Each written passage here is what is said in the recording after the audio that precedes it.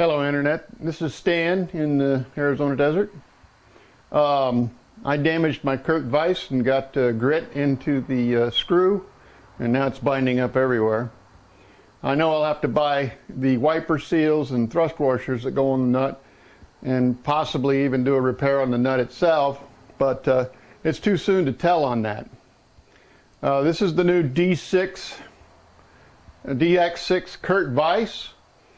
I went online and I looked at how all the older vices come apart, and I found a video produced by Kurt that shows how the vise sort of comes apart, but they do not go into how do you get the dang screw out of it.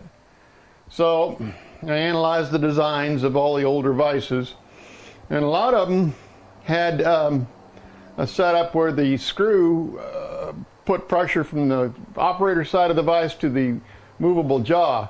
The Kurt DX6 seems to be quite the opposite of that. They put the thrust bearing in the fixed jaw, and when you tighten the screw, the tension is on the screw, not pressure on the screw to the operator's side. As such, a lot of things on it are reversed. Like I said, I can't find any information anywhere about how to get this out. So I've tried solvent, I've tried everything I can on this, and out of frustration I'm going to have a do or die video here. And of course, if it dies, you'll never see it. And I'll be going to Kurt for an even longer list of parts. Okay, now most people use cordless drills with an impact setting for their videos, but in this case I think the power required is quite a bit higher, and so I recommend when I get ready to use this air wrench that you turn your sound down so it doesn't blow you out of your chair. I'm going to have earmuffs on and a face shield.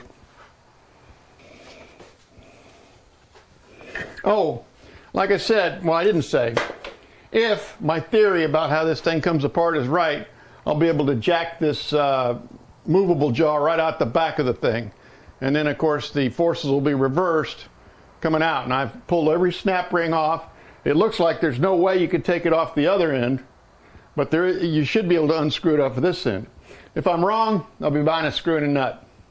Okay, now I'm going to reposition my camera so you get a better view of the destruction or mayhem that may occur here.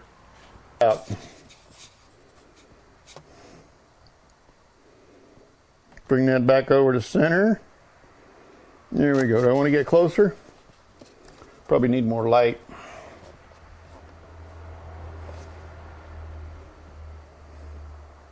There we go. That ought to do it.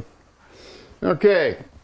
PPE everywhere in case parts are flying, because this is the kind of air gun you take lug bolts off your truck with.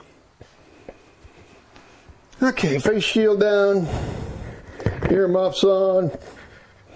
We'll see if I'm right or wrong here.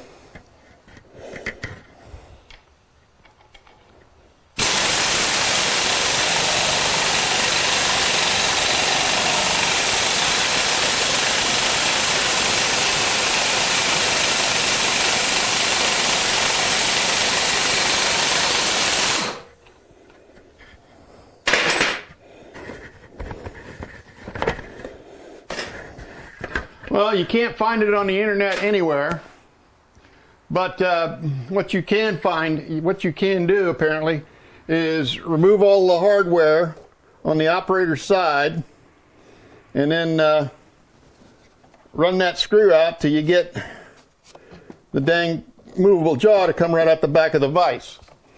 Now in this case, I had to I put it back on the mill table, because when I was trying to work on the bench, I couldn't get the dang thing locked down good enough. It was all over the place, and there was quite a bit of torque here. I tried breakover bars and sockets.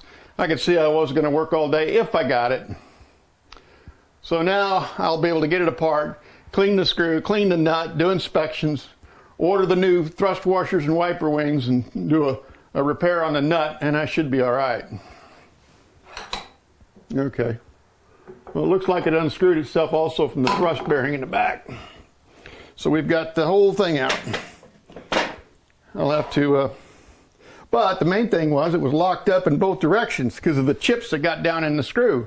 You don't want that to happen. I'll be doing some things to make sure it doesn't happen, even though that Kurt puts these wiper brushes on both ends of the screw. I'll be doing more than that to keep that from happening again. All right, folks. We'll see if that makes the internet or not.